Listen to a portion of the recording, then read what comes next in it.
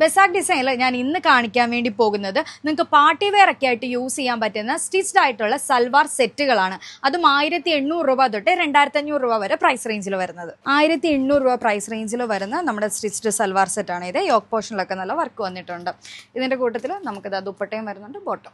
1920 രൂപ പ്രൈസ് റേഞ്ചിൽ വരുന്ന ഒരു സൽവാർ സെറ്റാണ്. നല്ല ഭംഗിയുള്ളൊരു ദുപ്പട്ടയാണ് ഇതിന് വരുന്നത്. ഇതാ നോക്കി. 2390 രൂപ പ്രൈസ് റേഞ്ചിൽ വരുന്ന ഒരു സൽവാർ സെറ്റാണ് ഇത്.